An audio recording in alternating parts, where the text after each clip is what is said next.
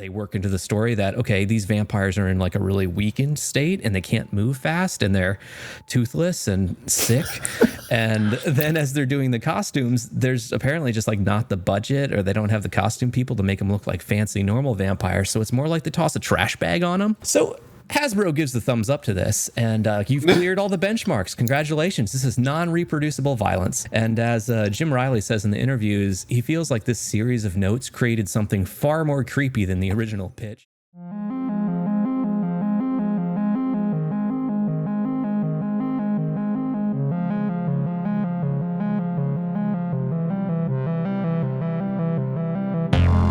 There is a form of multimedia entertainment beyond that which is good. These games are as vast in number as they are terrible. They dwell in the dark recesses of history, unearthed from the pits of the bargain bin. These are the games of horror. This is Garbage Game Night. Welcome to Garbage Game Night, a spooky podcast about horrifying games that we're bringing back from the dead. I'll be your ghoulish guide this evening as we face terrors beyond your worst nightmares. Or it won't be that bad, it'll just kind of be mediocre, but hopefully still entertaining. We kind of get them both here on Garbage Game Night, but let me introduce my accomplices this evening. Vicious Victor, how are you tonight? Kind of going with like the, if you got another one, I'm open to it. I was trying to go with like the Simpsons, credits that they do. No? Oh, sure. No. You'll take Vicious? See, that sounds a lot more Victorious? Upbeat, It's the Halloween episode. We're looking for spookies. Yeah. Vagrant. Velvety? Velveteen, like the rabbit? Velveteen, yeah, like the rat. Okay. No, I guess Vicious is fine. It's more what you're going for. I'm good. How are you? I'm excellent, thank you. Oh, wow. Someone asked me how I'm doing already. Oh, we're still doing that? We're still doing that, and not only that, Hunter, who's back with us now, I have now incorporated a scoreboard so that we can keep track of things. And so hold on, let me put this on the board. So the points finally do matter. The points matter, but they're still made up. I came up with that tagline myself. I swear to God, if any of you say I didn't. Okay. Wait, so do I get a point for asking how you're doing? Yeah, that's the normal rule that no one asked me for so long how I was doing on this podcast that I started awarding points for people asking me how I'm doing. And now I force people to come on my podcast and I bribe them with little trinkets. I'm doing fine. Thanks, Victor. Thanks so much for joining me today. It's still cheaper than therapy. I was just kidding. It's an indictment of the healthcare system is what it is that I'm doing this podcast. Anyway, Frightening Frank, how are you doing tonight? I'm doing pretty well. All right. Glad to have you, Frank. And back, finally. Glad to have him back. Horrible Hunter? Is that one okay? Horrendous Hunter? I mean, I know I didn't tell you I was going to make it until like this morning, but you could have spent more than, the last 2 minutes it was coming the up with first that? thing that came to mind. Horrifying? Horrible doesn't show up for the podcast, Hunter. It's about how it's Halloween. Doesn't even have a camera. Haunted Hunter. Hauntingly. Hellacious Hunter. Wow. Hellspawn Hunter, how are you? I'm doing really well. How is your entire family? Wow. I'm only going to say this once, that this podcast is about me and only me. So. They're doing very well. Thank you, Hunter. Good. And I guess, I should be edited here. Hunter, half a point. There you go. You get half a point, Hunter. I'll take it. All right. And finally, Corrupt. Is that okay? Corrupted Carley, how are you this evening? I couldn't find one with a C, honestly. Cursed? These are all better than what I came up with. Before we get to the game this evening, the last game we played was Deadly Premonition. And, oh boy, that was I got one for you guys. Hold on. I don't think anyone here has heard this. Hear that? I have a sampler now, and I can play any sound bit you want. Since Hunter and Carly, you guys weren't here, this is the background music for Deadly Premonition. Did you check out that episode, guys? Hunter, you would have loved it. The YouTube is out now, and you'd love it. I think it is. It is bizarre. It's got this music with the random horn sounds in the background, and I was going to ask about the horn. It is a game. It is by definition a game. We were all, I think, pretty deeply shook by that. Anyone else want to retread that ground at all? Anything else to add? Yes. I Frank. There's another podcast that does something similar to what we do, and they did this game. I forget when. Our Nemesis, that podcast? Our Nemesis, I didn't know that. Nemesis Okay. podcast. Yeah. I purposely don't look at their list because I legitimately don't want to take things. I just check out just to see it. We've done it's crazy how we've done very few games crossover. Yeah, around the same. Yeah. So I find that kind of interesting. But anyhow, so I had to listen to that episode, and of course they really only talked about that game for maybe half of the episode. The other stuff was like other stuff, Yeah. Just how we can be, off topic. So anyway, but some things I did not know about the game. Apparently, if you don't shower, you get stinky. Yes. And flies fly around you. You didn't and know you get that? you get awarded like a stinky officer thing, or you get fined for it or something. I don't know. There's like a couple other little. I tried to cover as little much as zany I things that possibly happen in could the with this town. game. We went 4 hours and still didn't get to the stink lines. All right. Yeah, I know. Yeah, I mean, because it is. I mean, what was it? The average play time was like 41 hours. So I mean, it is a very dense game. Yeah. And it's crazy the amount of things you could do in that game. Also, I watched more of the that 8-hour video with all the cinematics put together.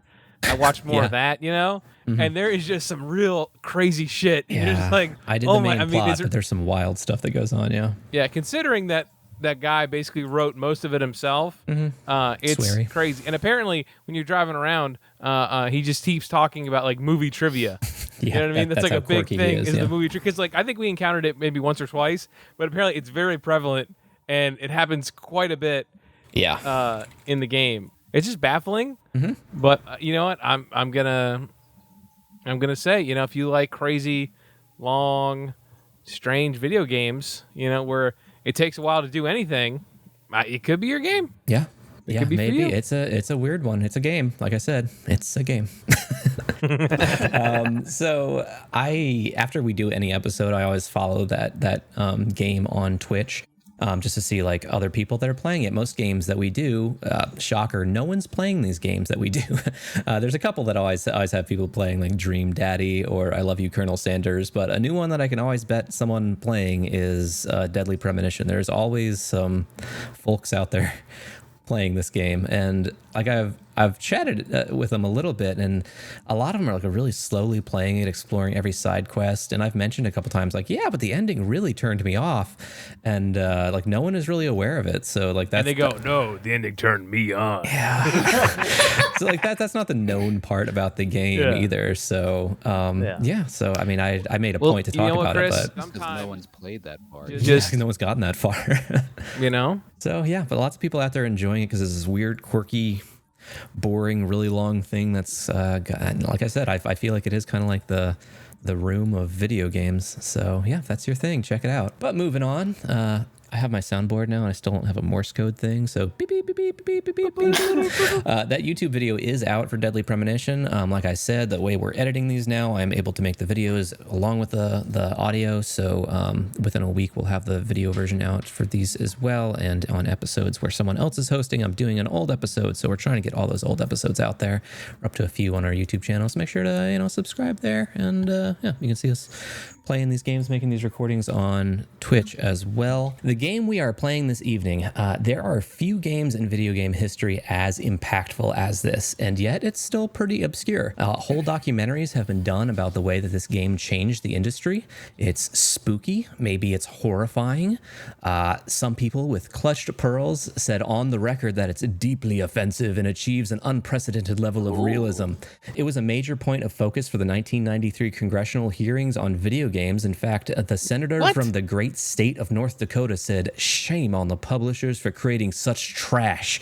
And they had me at trash, honestly. So for tonight, our Halloween episode, we are going to be playing the infamous game Night Trap, which I've just put the screen on. Night Trap.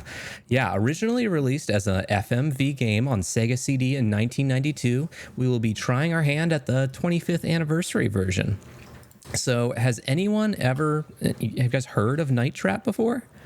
Yes. Not at all, but Nope. I like the ninja and I like that there's over 1.5 hours of real video. And I'm going to assume that that's like snuff video. So I'm excited. What do you know about this game, Frank? I know this is a game that, I'm really putting you on the spot here. Sorry. Old games that are like, they filmed it, but it's like a game, Mm-hmm. And there's like a series. Usually they were like big box PC games, but there were some that were on consoles. And I think, isn't this like a collector's item? I mean, I've seen some people be like, "Oh man, I just got Night Trap," and I've never like seen a whole lot of it. I've only seen like a couple clips and like stills of it, and I'm like, I don't know, it doesn't seem that so I've just never personally gotten into it.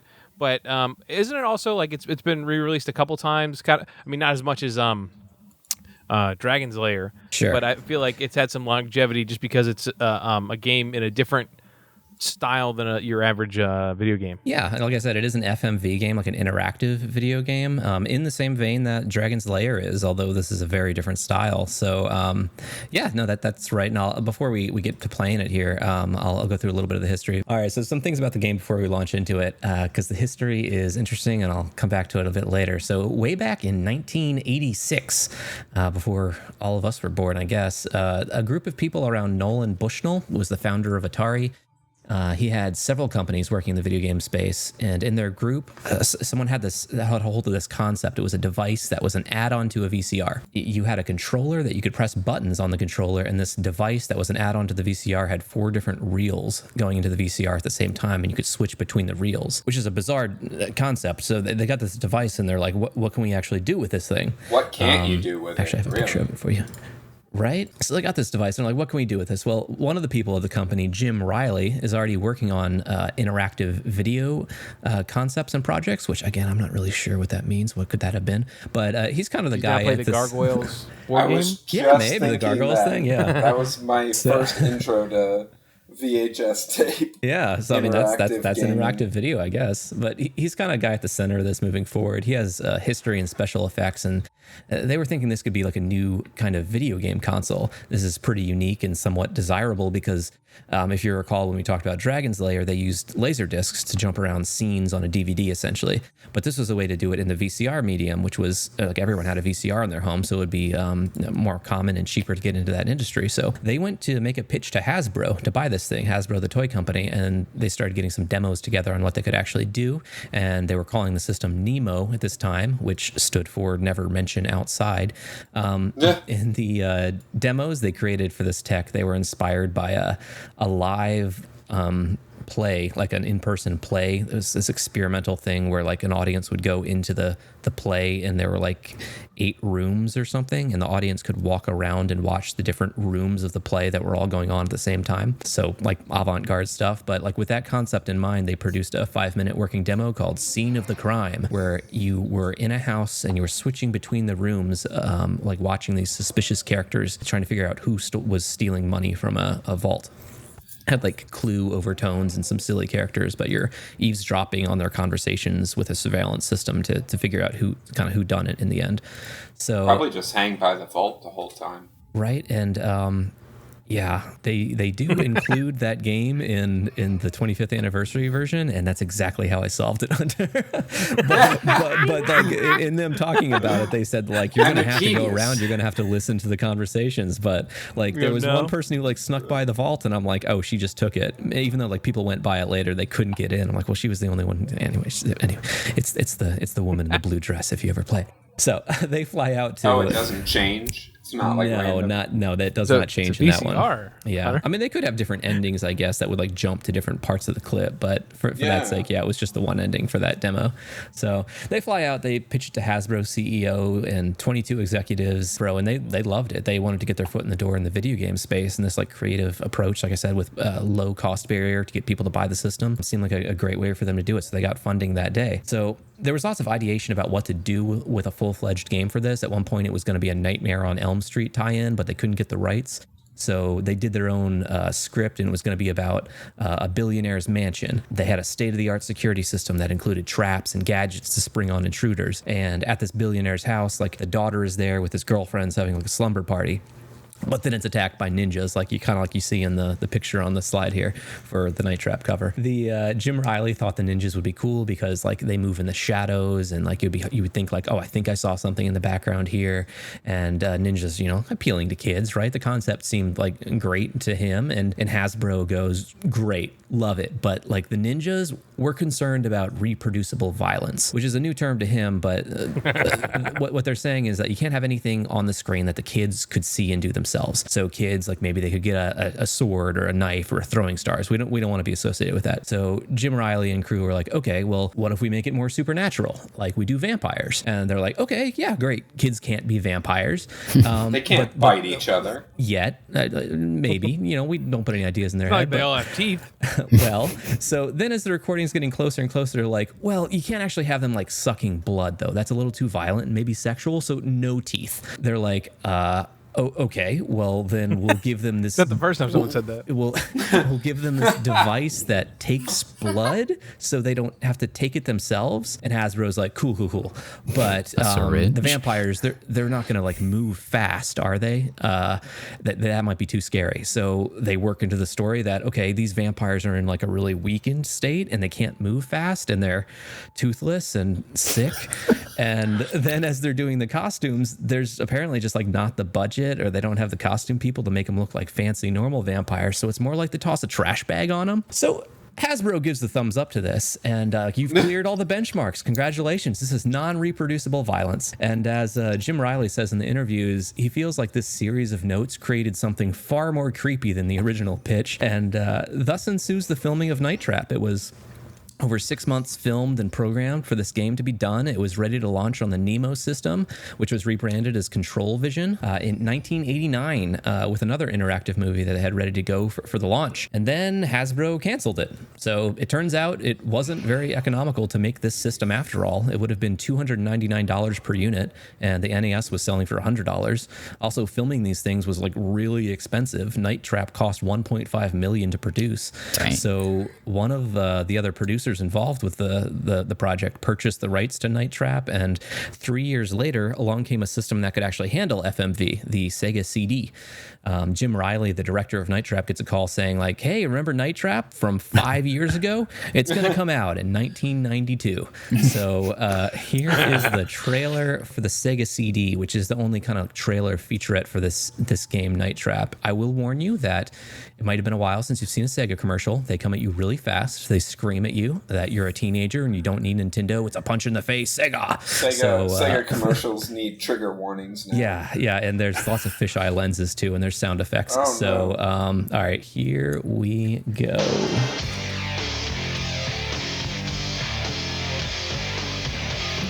In your motherfucking face, bitch. Just when you thought you'd seen everything, the Sega CD.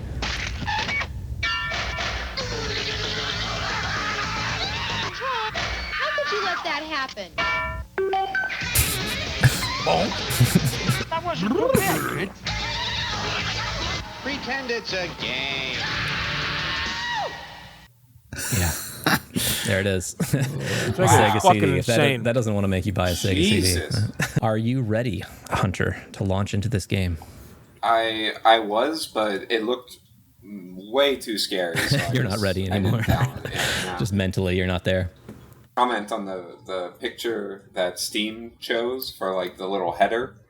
I don't know if you've seen it. I saw it and I immediately thought of like the characters from Hellraiser.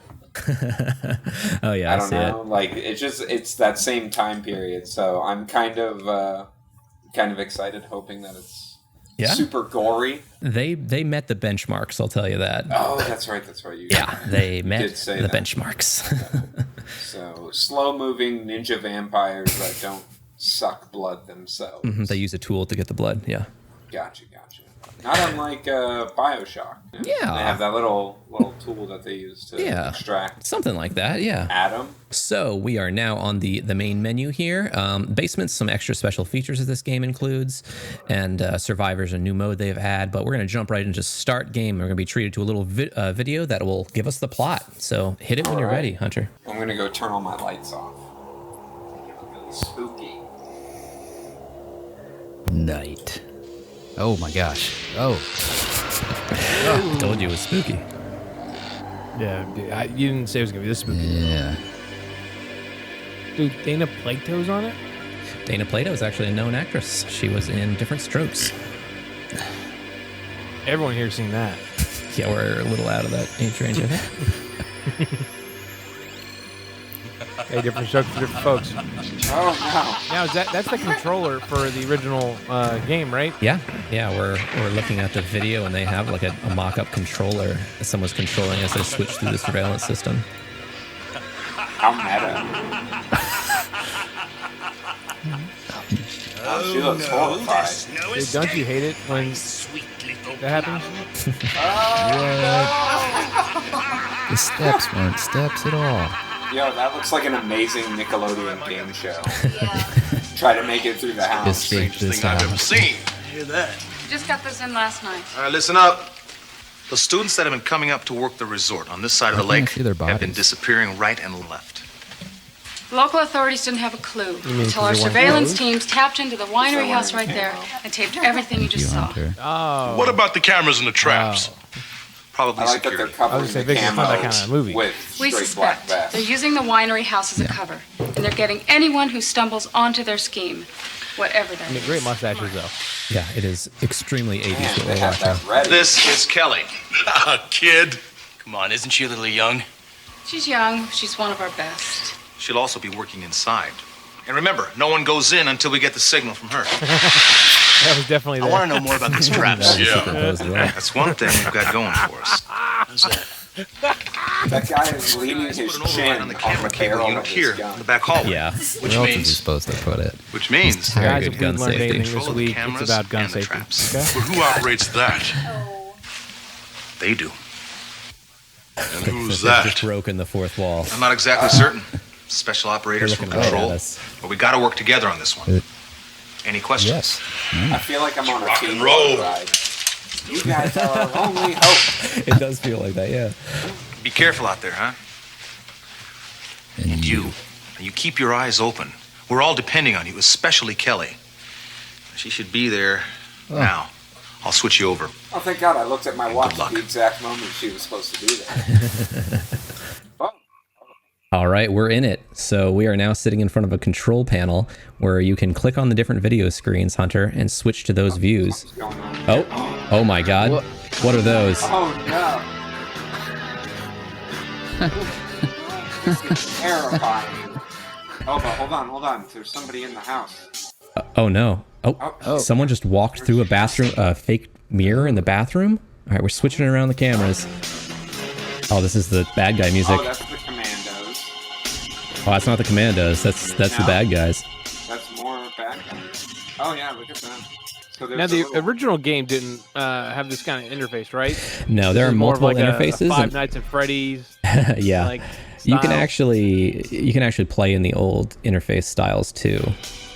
Right now, you've got a I little like when, preview. music stops when They leave the room. the scene. Yeah. Oh, Yeah. What? They're like walking out of a window and then immediately entering another. Yeah. Yeah, I'm confused. I don't know what they're. Something's I going know on. how it can be, Tony. Oh, here we go. I was young once Some too, plot. you know. Michael C. Hall. Whoa. Looks like this one is going at 1.5 speed. It's kind of I'm sorry. going through the living room. Two downstairs. Wearing sunglasses And Sarah's in the coming in with house. 6 Wait, is he blind? He's not blind. Problem is, Nice. Sheila and I might have Future's to too make it bright. elaborate. Oh. Heyo. All right, some people arrived in the Way more. wood panel station wagon. Check out the boat. Has anybody seen my chamois bag? Which one? You She's got a chamois? Yeah. Chamois, so uncivilized. Oh, okay. Shamu. Well, I can tell this is Oh, this Now it dude makes just- when you say it like oh, that. I thought he was stealing alcohol for a second. No, they're getting wine. I was so afraid you decided not to come. Oh, no way. So- I was looking forward Look, they all look like they're there to party, and she's like, "Let's all go pray."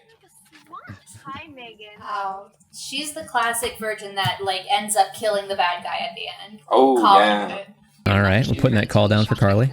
She's gonna stay a virgin the whole time. Father? I hope this isn't too jarring, but every time I see something happen. Her little brother Danny? You see little like previews of things happening on the little screens, and you want to jump around and see like, why are these people wandering around? How big is this house that nobody? Oh, the patriarch of this home. His name is Victor, by the way. Of course. Every Sheila. time. Dear Isle Victor. Victors are always evil. Or Uh-oh. Russian. We got a guy walking up from outside. Who's that? That's Weird Eddie. Weird Eddie. Old Weird Eddie. Old Weird Eddie. Just neighborhood Just Weird wave Eddie. at him and get inside. Weirdo. Oh, we saw Why is something he walking on already the in roof. bushes? He came up. Because he's weird. In the bushes.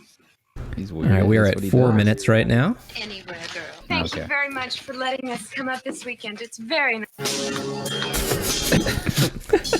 That cut.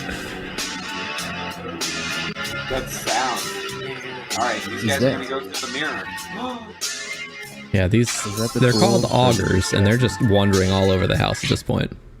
Hey, come on. Come on. So are any of the flashing lights or anything, are they telling me anything? Or They are telling you several things. Tonight. A delivery. One second. Sheila's I'm telling sure you and the boys their can take care daughter of that everything here. they've got to make a visit I to the understand. augers this evening Good night, Father. to make a delivery. Good night, darling. Good night, sir. Good night. Good night. Bye. Bye, girls. Oh, I get it. Have It's a fun. trap. They're the evil ones. Bye, Eddie. Weird Eddie. Bye, Eddie. Back. Oh, and let us know when you want to die, Eddie. Whoa. Whoa. This was the 80s. It's a little aggressive, right? Yeah. Openly threaten someone. You don't do Let that us in know. today's days. Oh, we got more. Oh, look at them all. They're just crawling all over. Another secret door. How did they? Oh. The parents have told the kids that it's your job to take care of Do you them. think they can handle it? Of course they can. What could possibly go To wrong? handle what? Come on, The darling. guests. I'll go. Vampires? Party! I'll tell you that this scene is the best scene that's happening right here. Okay. So Megan, I think, is the liveliest one who's Whoa, got I the didn't know cassette you were- player on her waist. She's turned on a song and is dancing. But did she Uh turn it oh, on? she's found a guitar. She's playing the air guitar. Well, it's not really an air guitar, is it? I think it's Badman. Are they all right? dancing? She's definitely playing the You're strings. so crazy. The sound Megan, coming out of her headphones? you might be insane. Seriously, Megan. You kind of do this a lot these days. And So these I are want to supposed to embarrass be you. security cameras, right? They are security cameras. What Sure. is- Do you appreciate their panning and zooming? Why are they? Yeah. They seem to have There's no Big multiple Brother. shots framed up for each room. Is this a found footage game? Filmed in front of a live studio audience. Oh wait, this is the best scene. Somebody just got kidnapped. Is it Danny? You missed it? Oh, okay. I mean, you can jump over if you want to. What I wanted to make sure we caught is that the song that she's lip syncing to is a song called Night Trap, which was written and composed for this game. Oh my gosh. What's going on over here? Sometimes you get lured to a house, you get trapped there. Uh oh, night trap. Danny, the little brother, he wandered off on his own, and the augers are after him. The putties. The door shut down. That was Oh Hey, my. Dan. Are you blind? You being ableist, Victor? Tony. Oh, it's Tony. Blind Tony. Always, yeah. Frank. Always wearing the sunglasses inside. What's this? We got problems. I think someone's taking control of the system. We'll see if you can get it fixed. If not, we'll have to do it the old-fashioned way. I could take all With the weekend. lights off. I got plans. Yeah. Look, it was your job to protect Kelly and the I'm rest not of those into that. girls. But from what I've just seen, the place is being overrun. You've missed way too many of those suckers. Now, until you figure out how to do your job and do it right, you're dismissed. Breaking contact. Like, stop playing the game? The scat team has done an Oh, override no. on you, which I don't know if you guys Not caught the before. The name of the scat team team. is the scat team. Which, We went different directions on that. Yeah, there's Oh, you two think they're distinct covered ways in you could go shit, there. huh, Yeah. Hunter? You think they like Is that to what you're eat saying? shit, Hunter? No, I they do. are They like to roll around. They're the Sega Control Attack Team, or the Special Control Attack Team on the later releases. That was a lot that came at us real quick. I think that was, 8 minutes of footage we watched maybe there? That's where it got to. Give or take. So you just kind of launch into it, and you can jump between 8 rooms. You got the driveway, you got upstairs, hallway, downstairs, hallway, kitchen, bathroom, bedroom, living room, entryway. I think I said them all. So you can jump between all those at any point. And at any given time, there's like 2 or 3 things happening, like characters on screen. So you're making a decision about what you want to watch. And as we saw, sometimes there's these, I don't want to call them vampires. They're putties. I mean, that's what they are. They're hobbled putties. They're from trashies. Power Rangers, yeah, trashies. The trashies are hobbling around the screen, and they do like we said in the intro, like they're kind of got this sickened state. So they're hobbling around. They don't look particularly menacing, except that they have, some of them have these giant like extendable reacher grabber arms.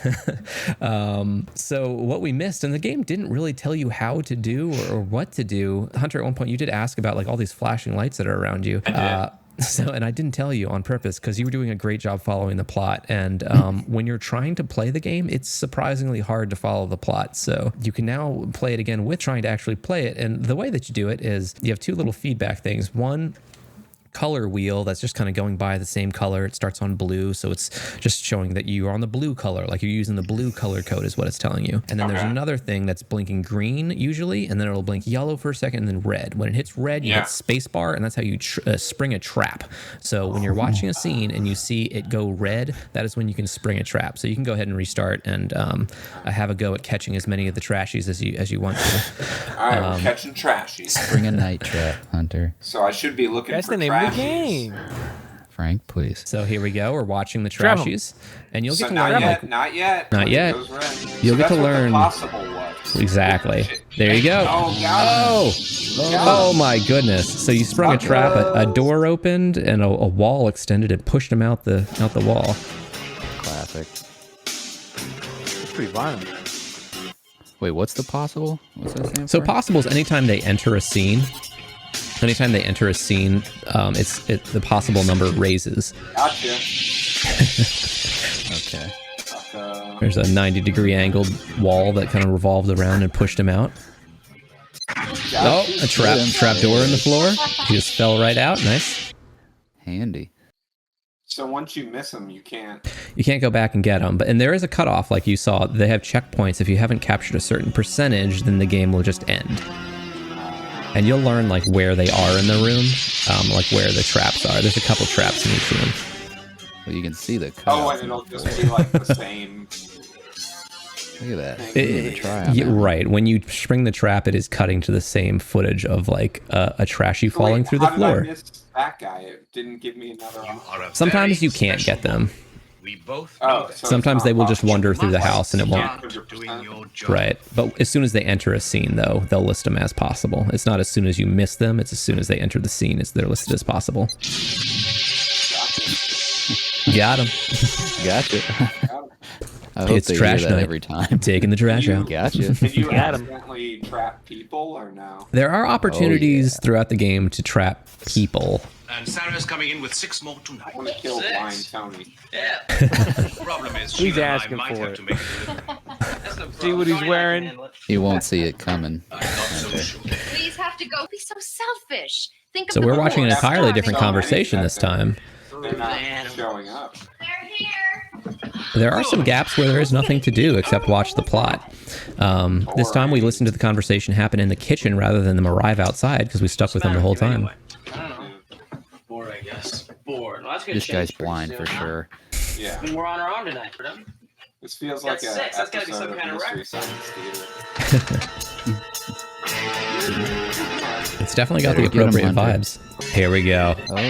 Oh yeah. The stairs turn into a slide and they fall into a That 2 pit. for 1. 2 trashies at once. Oh no. The closet door pushed out and oh no, it's like the bed turned into like a Murphy bed and tossed him out the house. That is elaborate. A revolving bookcase knocked out that one. So as you can see, Hunter's playing the game, but he's not watching the plot anymore. He's just like jumping around to where the trashies are and we've already seen that one. Ejecting them from the house. Yep. Well, if you're upset that you've already seen it, get used to that feeling. Enchanté. Enchanté. Français, toi? Oh, no, thank you. Pitié. Megan, although she is not like a top bill in this, I think she's the best actor in this. She wanted to be Winona Ryder. She's got that look to her, yeah. Let's go. We don't want to upset the augurs.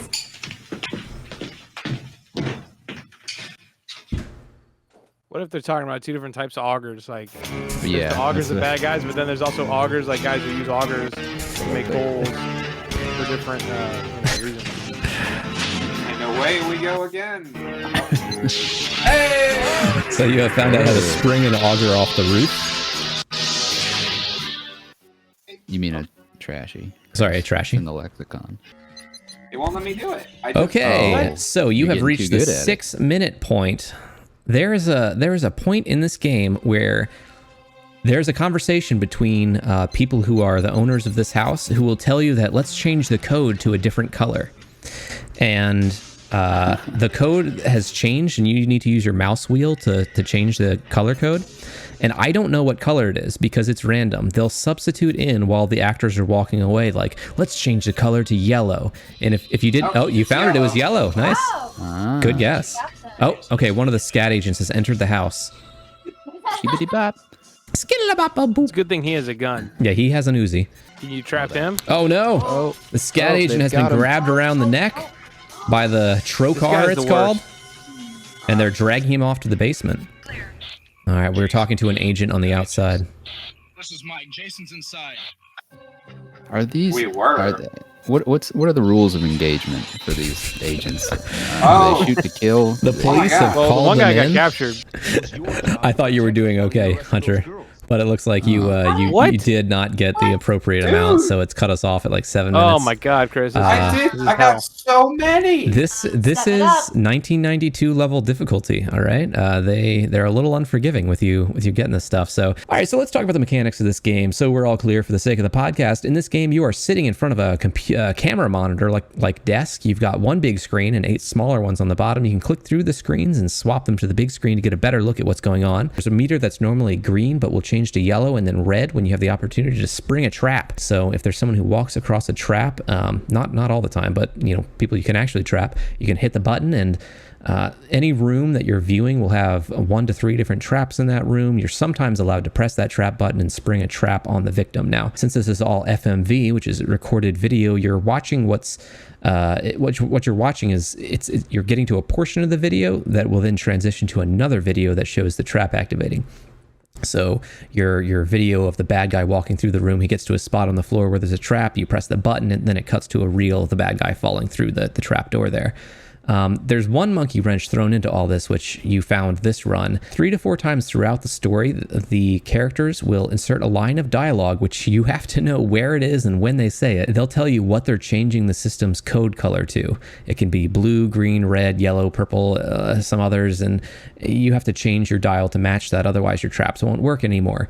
So keep in mind, there's 8 scenes, and if you lose track of people who say it, then you're really screwed. You got really lucky on the last run that you guessed what it was on your first go. But so we talked a little bit about the development of this game, but this version that we're playing, the 25th anniversary version, it does include a fairly extensive interview with the co-creator and director of this game, Jim Riley. He sat down with My Life in Gaming. They're a YouTube channel that specializes in retro games and hardware. You can find the full interview with him on that page, or if you buy this game, you'll find it in there too. Some highlights that I thought were interesting from his interview. He discusses how unique it is to work in this kind of in-between space between movies. The film and the writers and the directors are usually used to controlling the user's experience, and video games is all about users having all the control. So they're kind of in this gray area, and they found themselves in a room with like director, programmers, talent, managers, writers, and they're trying to figure out how this will actually work. And it was a very confusing process.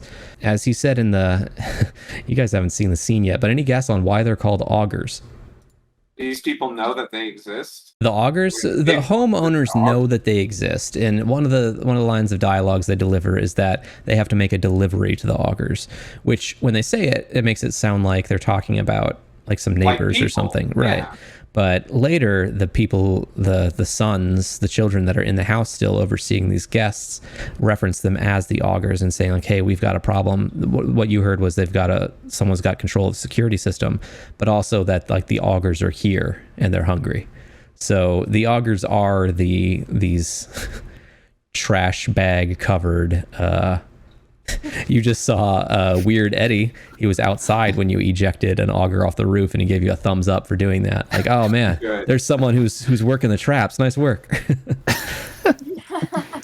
So the way you defeat this enemy in this world is to fill your house with traps and have an elite team of scat members take control of the security system. Skittle-a-bop-boop. So Jim Riley talks about the writing of this in one of his interviews and the constraints you're working in. Of course, you've got like this overarching story, which we've seen about a third of, but you've got to map out where every character is throughout this arc, what conversations they're having, that it should have some sort of significance. And it all has to be very precisely timed, and it's got to motivate them to go to the next scene that they're going to be in. So you'd expect something like this to be like 120 pages, but this was like a epic novel with like specific times mapped out for multiple things happening simultaneously through different rooms. You don't sit down with an actor and talk about like blocking in a normal way. You say you have 24 seconds in this room, and you need to make it natural that you're going to be going into this door on your exact mark, because then that scene's going to happen. So it's an extremely complex like thing to set up, and honestly like a logistical feat regardless of the outcome of it. But like, so they gave this, the script as it was to the actors, and no one even began to know how to read it. But like they said that like everyone got pretty into it for this weird project, and they had a really good time making it. So they said Megan knew it was up. Megan knew it was up. She was 100% on board. Yeah, it's like let me bring out the racket, and I'll do some air guitar on it. So the first thing they filmed these room by room. Also, was they filmed everything that happens in the bedroom all at once. They did every shot in the bedroom in continuity for like things that happen in the bedroom. But then the last thing they did was the entryway. So these actors are dealing with just, that you could read the script, but just zero like in shot continuity. There's none of that. Another fun hiccup with their development was Jim Riley was planning on this being a dark and changed the code. You didn't hear it, yeah. So you really got to guess, and it won't give you feedback until you got a red thing. Oh, you found it. It's red. Nice. So another fun hiccup in their development was Jim Riley was planning on this being a really dark and edgy game, which is hard to believe us watching it now because it's got this really campy, silly 80s feel. But as originally mentioned with the ninjas, they wanted to be really dark, but when they started shooting and working with the programmers, they realized this thing has got to be like really, if you're shooting dark video and then you compress it, it's going to be completely unviewable. So we've got to light this thing up like it's like neon lighting. So it's very brightly colored for what it is. And they feel like it lost all the feel of what they were going for in the filming of it. Yeah. So let me turn it over to you guys for a second. So feelings, Victor. Well, it seems like they're just ahead of their time in a lot of ways. This is like... Maybe still ahead of their time, honestly. Well, yeah. At least conceptually, the whole choose your own adventure thing is always ambitious. And it's like they didn't have the virtual reality kind of capabilities that we have today that would have changed things around. And, they were limited a lot by just their time, I think, because it's a very ambitious project. Yeah, it's a bold undertaking to do this. Like eight rooms that are all stitched together, and yeah, that's not easy. You can barely see the rooftop ones. Yeah, it's hard to tell when someone's walking across the rooftop on the little mini viewer. Throw one more hitch in there for you. Not that you have to deal with it, but on the original Sega CD release, those miniature screens and high resolution showing what's happening in those rooms, they couldn't do that. So it was a still, like a pixelated version of like, this is what a bedroom looks like. And you would have to click on that with your controller and switch over to it. But you would have no idea whether there was something actually happening in that room or not. Wow. Jeez. Yeah. Frank, thoughts as a person involved? And Victor, you are as well. But Frank, as someone who's I just can't imagine on film sets how before. hard that was like when we were playing Dragon's Lair, and if you turned off the cues to the side, like which It was near direction you should impossible. hit. Yeah. It was near. So I imagine that's how it was then. Where if you can't, there's no reference frame, so you're just like, oh yeah, I don't know. So you'd have to literally write down, every time you did something right, so you can go back and be like, okay, well at this time I did this. Yeah. So there's a master guide on Steam that'll tell you the time marks for everything that happens, and also one of the reviews, which we won't be mentioning in the review section, was someone talking about they remember playing this on their Sega CD, and like that's what they had. They had a notebook marking down like this happens at this time, this happens at this time, be in this room at this time, and yeah, if you especially for 100%. Yeah, the guys with the sunglasses, they're the ones who are going to say what color code changes. But like it's hard to follow Tony? them. Yeah, Blind Tony. It's hard to follow them though because you're trying to catch the other augers, or the trashies, So it's very difficult. All right, so we have a guy pulling up in a car now. You've made it past one of the checkpoints for sure. Oh, you're at 9 minutes and 30 seconds. This is new, yeah. So he's but I going to don't know deliver what some. the code is. There's this guy here, a member of the scat team. He drives up in his station wagon because in the 80s, everyone drove a wood panel station wagon. My mom had one of those, if you remember, Victor. I remember it wasn't wood panel. It was a Caprice Classic station wagon, though. But he goes up and he says, like, I'm going to give him the old Jamaican bit. And he goes in and pretends to be a Jamaican salesman. So that's something that's happening. It falls for it every time. It's the a great old bit. Jamaican. All right, so they're going to go into the kitchen and they open up this cabinet. Now, at this point, they've captured. They're stealing the wine, but something they already did was they captured one of the scat members. And what they do is they haul him up in this cabinet, and look at this. Ooh. He's like incapacitated upside down. And, and he's got. They're going to hook up a tube to him. So yeah, in the wine bottles. These augers are filling the bottles with some blood, some human blood. That's what the night trap is. I forget how the rooms connect sometimes. All right, so he's going to hide in the closet, and this is important. This is getting us to one of the most. Sorry, he's going to hide in the closet. Now, Kelly, I think it is, has no. I'm forgetting her name right now. She's gone. She's wearing a teddy, and she's like a nightgown kind of thing, and she's gone into the bathroom to freshen up. She's working on her hair. And this is one of the most pivotal scenes of the game, so we'll make sure to watch this. I'll turn the audio on here for you. I feel like you're just being a perv. This scene will give you those vibes. This isn't gonna work. You're not scaring me. Wait. What are you doing now?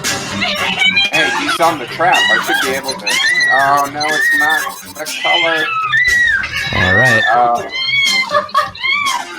I didn't save her. So they're putting the trocar around her neck. They clamped it around her neck. Zoom in shot on the drill. Auger.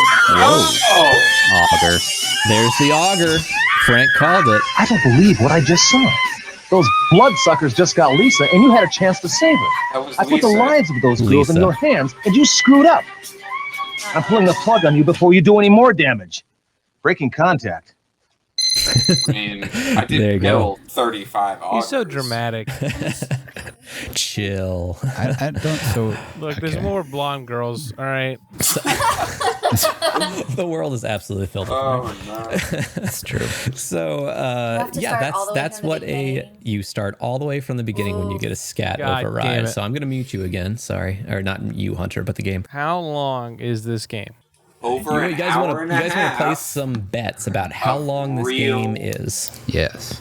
It's an hour and a half of footage, but that doesn't mean that like the actual like a perfect gameplay. Like how long do you think this game is? The full playthrough, it doesn't really matter, I don't think, because there's one person that's the closest. Yes, it is Carly, because it was 25 minutes is the full 100% playthrough of this game. Frank was closer. I think sorry, Frank Frank said 24 minutes. Oh, I'm so sorry. I didn't write it down. So Frank, Kirsten closest with Frank closest with 24 minutes. Sorry. He needs some points on the board. Can I advocate for a point or maybe a half of one for getting trashies into the, Oh yeah, absolutely. I should get a point for every capture. Okay. You are in the game, Hunter. I'll give you an additional point, Frank, for your guess of auger, because that is what it means. That's why they call the augers, because they have the device that they named a tracor. It's got a little auger drill on it, and that's what I don't think that's necessary. Honestly, I feel like you could just use a needle for draining white women. Yeah, I get it. Specifically white women. They're a scourge on the empire, you know what I mean? So I get it. The empire? So speaking of the discs, this was actually a 2-disc game for the Sega CD. We were just that bad at storing videos on CDs at that time. And in this game, they've kind of kept some of that. Where the second CD would have transitioned over, it acts as a checkpoint. So if you get to that point, which is... We were 13 close. minutes. 13 minutes and 51 seconds. He was right there. That acts as a save point. You'll be able to continue. So you have to save the blonde girl, and then you get the save. Yeah, it's all about saving the blonde girl. Yeah. That son of a bitch. So traps in this game. I think the traps are kind of an interesting concept. So Jim Riley gets to working on this thing originally and thinks the video surveillance that they did in the original game, Scene of the Crime, where you're just watching people.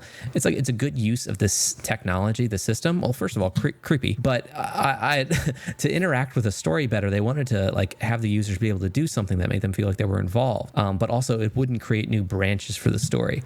Just something to get you more engaged. And how could you do that? So they came up with the idea of traps, which are these little cutaways that allow you to inject a video into the story that doesn't really affect the rest of the story. Of course, there's a cutoff as we've seen that if you miss too many of these opportunities to spring a trap, it will play the you failed reel. And there are certain points of the game where if you miss certain augers, it's an instant game over, like we saw with what's her name, the blonde girl in the bathroom. Lisa. Sorry, thank you.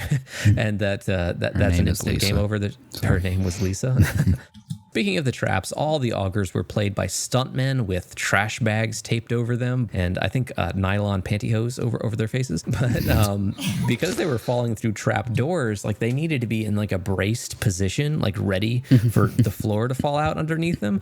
So what they came up with was the way that they walk. That's why they're always walking in this kind of hunched over braced position. I thought they were just all actors from Planet of the Apes movies. Yeah, they got the original ones. Yeah, they got ape vibes. Not Andy Serkis. Yeah. Mark Wahlberg? This is pretty Mark Wahlberg. Okay. I think Mark Wahlberg was committing hate crimes. Yeah, was it pre him committing hate crimes? Or Yeah, I think you're right. How old are the girls supposed to be? So the girls, it doesn't give them an age, but the plot that we may or may not have caught is that they met this girl wearing the Victorian dress at the mall. The Victorian girl invited them over to her house, which is a really cool place to party. Yeah, no specific age given, but it all feels a little bit on the edge, doesn't it? It just feels weird. You're in the bedroom. You are in the bedroom, and there are scenes where they're very young, yeah, and they're like, let's get more comfortable, and they take their top off with their bikini top underneath. So there is definitely this voyeur kind of atmosphere going on. Also, she never gets out of her Victorian dress. That girl, because she's a ghost, right? She's a ghost. I guess the first. Can you speed run this game? Not really, because you're doing a perfect run is all you're doing. Yeah, so, using this guide will give you the 100%. And there's multiple endings depending on, the specific things you do at the end, which, there's multiple endings. We just saw an ending where I'm forgetting her name because I don't care. Stacy got augured. Her name Lisa got Lisa augured. Her name was Lisa Paulson. Lisa Paulson got augured. Carley is taking over. She's going to give it a shot. She's on it? Okay. Victor's contemplating. No. I think. Or no, I'm sorry. I meant to say constipated. Oh, haha, Frank. It's a real condition. We need the scat team in. In more ways than one, yeah. Chris. Oh, hold on, Frank. This one's for you. There we go. All right. So as I said in the intro, this game was the premiere feature of the 1993 congressional hearings on video games. These hearings get a lot of attention, but they were really only 2 days. There was one at the end of 1993 in December and a follow-up in March of 1994. So since the beginning of video games, there's kind of been a moral concern about the impact of video games on the youths. In 1982, the Surgeon General said that they may be affecting the health and wellness of young people and were potentially addictive. But in the 90s, due to a few games in particular, violence in games started making more waves, and particularly because they were being sold in toy stores like Toys R Us, rest in peace. So In 1990, Nintendo made up about 90% of the video game market share, and trying to avoid another crash in the video game industry, were being very selective about what kind of games they were licensing for their new platform, the SNES. Their competitor, on the other hand, Sega, was trying to be as edgy as possible and appeal to the teenagers, hence the edgiest character of all, Sonic the Hedgehog. And they used marketing language like Sega did, that like one of their slogans was, "Sega does what Nintendo don't." Yeah. You know, someone said that in the meeting and was like, damn, that's it. That's the one. That's it. Run it. So edgy. But it worked, because by 1992, Sega had 65% of the market share in America, overtaking Nintendo. In 1993, there was not a unified rating system yet. There were a couple small groups that tried, especially with, you know, some murmurs about it being mandated, which no one in the game industry actually wanted. And prior to Mortal Kombat on the Genesis, Sega hadn't used a system at all. So they came up with one for the sake of Mortal Kombat that would hopefully quash some concerns. But Nintendo was not going to get on board with their system due to the rivalry. Plus, Nintendo controlled their cartridge manufacturing, so Nintendo could say that, like, we're simply not going to publish something that doesn't meet our standards. So Mortal Kombat did stir up some controversy while it was at the arcades, where it was first released, for, you know, its level of violence. And it's worth noting that what they had at the time was arguably photorealistic sprites. After all, they did use like live action actors to capture their, you know, like idling images and their kicks and their punches and stuff, and then they would convert them into graphics, so that you know, they weren't all manually pixel created artwork like you normally see. They were photographed or filmed actors and then translated into pixels. Sega rated their Mortal Kombat MA13 VRC and wanted to keep all the gore in their game, obviously, when it was ported from the arcade. Nintendo on the SNES did actually have a port of Mortal Kombat. It was not very popular because they changed the blood to gray, calling it sweat, and they removed like heads from spikes and fatalities, that kind of thing. But reports say that the game on Sega outsold the SNES version 1-5, so it did much better on the Sega with all that gore. Also fueling the sentiment for like the need for some public ratings was a game called Lethal Enforcers. It used, again, photorealistic imagery, and it used light guns like, you know, Duck Hunt. And in that game, you were a police officer and you could shoot bad guys, and you were supposed to be avoiding shooting pedestrians. You know, I feel like there's room for a joke there. Yeah. Unlike real life. And I guess that room will stay there. Anyway, also gun-related homicides were at record highs in 1993, since the 70s. So there was a desire to reduce gun violence shown on television. So in 1993, Joe Lieberman, noted for running with Al Gore in 2000 and winning the popular vote but not the election, he announced the congressional hearing where they'd hear from industry leaders, notably about games such as Mortal Kombat and Night Trap. They wanted to seek out a content rating system so parents would know what was in the games. And this was spurred apparently from Joe Lieberman, like, had a staff member who their son wanted them to buy Mortal Kombat for them, and they checked out the game and were like, oh my god, this is so violent. And then another thing that was like making waves was Night Trap, because it looked like such real violence, I guess. So did you see what happened to Lisa? Yeah, I forgot her name also. Yeah. But one of the designers of Night Trap, Rob Fulop, said that he thought the whole thing was pretty funny. Like, they obviously hadn't played the game and didn't know what they were talking about. And this game that they made like 5 years ago at this point, until he heard from Bob Keeshan, better known as Captain Kangaroo, who Joe Lieberman got to go on TV and describe like the game that he had made as a ploy to corrupt the youth. Before the congressional hearing, the video game industry announced that they had agreed to create and all abide by an industry standard rating system in an attempt to kind of diffuse any bad publicity. But they went to the hearing, and, you know, they had psychologists and the president of Nintendo and Sega talking about violence in video games. They called them all to speak at the hearing. Byron Dorgan, which sounds like a made-up name from Mass Effect, was a senator from North Dakota at the time of the hearings, and said that Night Trap is a sick and disgusting video game in my judgment. And he went on to say that it's an effort to trap and kill women. He's not wrong. Rob Fulop recalls one of the creators. He heard in a news report that the object of Night Trap was to kill or have sex with sexy co-eds. Cole, another senator, said that if we don't do something about the content ratings, we will, and we don't want to, but we can, do something about these rating systems. So they concluded to have a follow-up session in a few months. Doom, what most people regard as the first-person shooter, even though it really wasn't, but and extremely violent, was released a day after the hearings. So though they never mentioned Doom in any of these hearings, that would obviously make the largest impact and most violence in video games, arguably, that the video game space had seen yet. Zito, the CEO and developer, one of the developers of Night Trap, commented that Night Trap, the game, was on the cover of every single newspaper and nightly news at the time, and he understood why it was got this attention, because it was this new technology that stood out, and it was like an ideal political hand grenade. He actually flew into the hearing beforehand and was told that there wouldn't be any time for him to talk, even though they asked him to be there. And during the hearing, Dorgan, the senator, said that it's a shame that Zito couldn't be here and defend this filth. And Zito raises his hand and is like, "I'm right here." And Dorgan says, "You're out of order." So he sat down. But you know what's funny is Zito would go on to be the judge of the O.J. Simpson trial. So he would be out of order for, again, you're right. Judge Wow. Zito. Judge Zito, yeah. We all know. Yeah, I remember that from the Netflix show that I watched, yeah.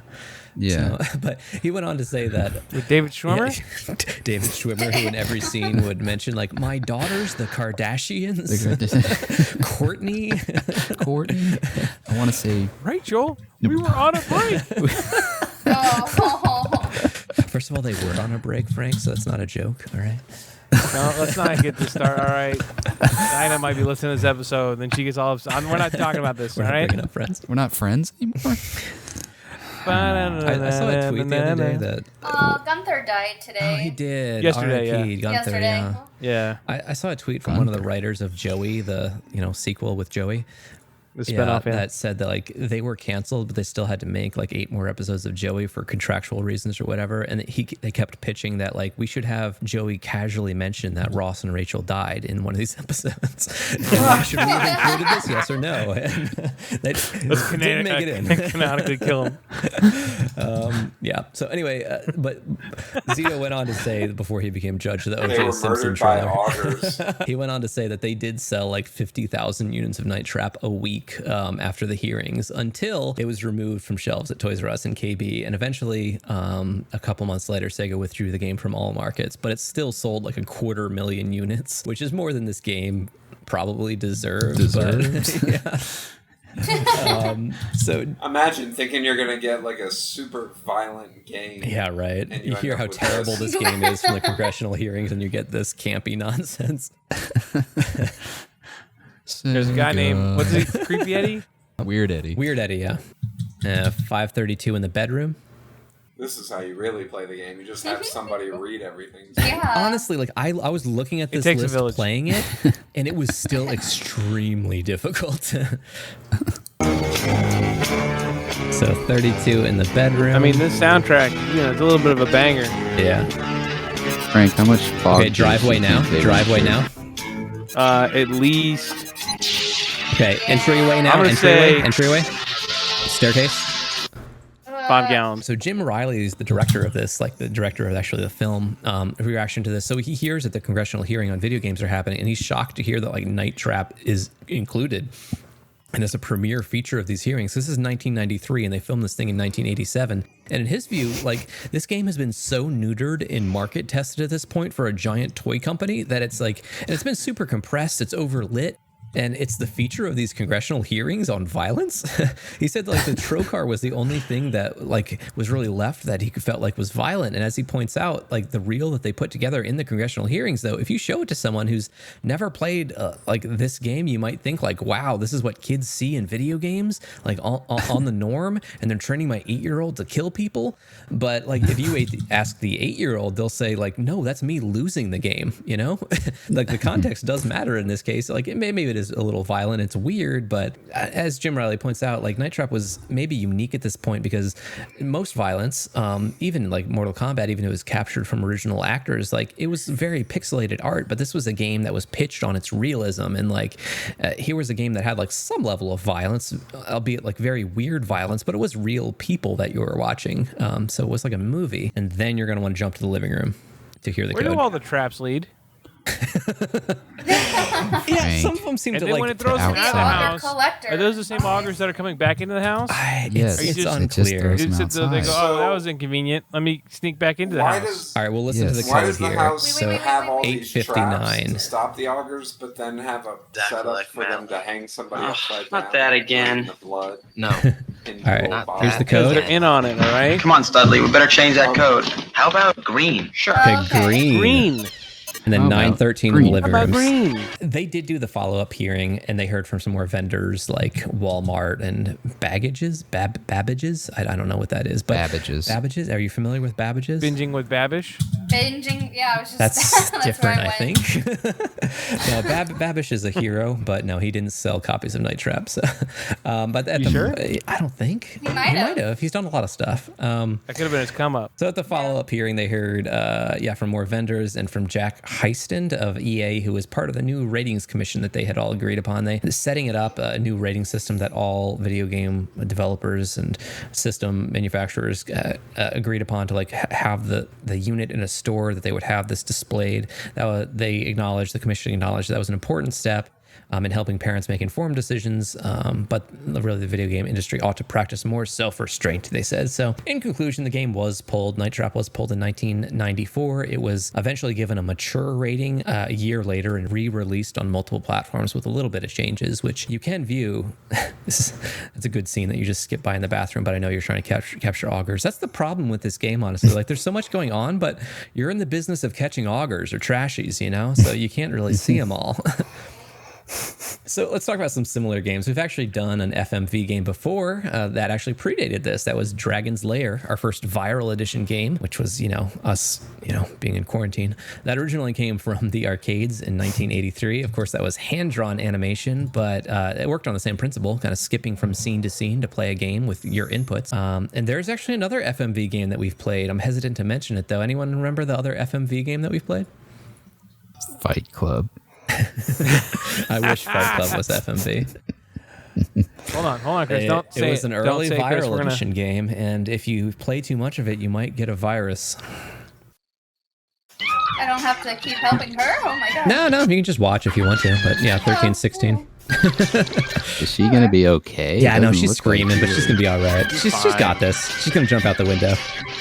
She's gonna jump out? Yep, she jumps out the window. It's perfectly fine. You weren't wrong. She's wearing her window pants. I don't think it's a good idea for you to be hanging around here at night. Why don't you just go home, okay? Wait, you're in danger. Yeah, weird You've Eddie. seen those things too? Well, they're called augers or augs, and they're like a vampire. You mean Why do you know this? 14, weird Eddie? 15 in the living room. 14, 15 in the living room. It's gonna tell you another code. I'd feel better if we switched the code again to red. We don't want anyone The audio is so bad. So bad. 1442 in the hallway upstairs is your next one, and then you're on your own, Carly.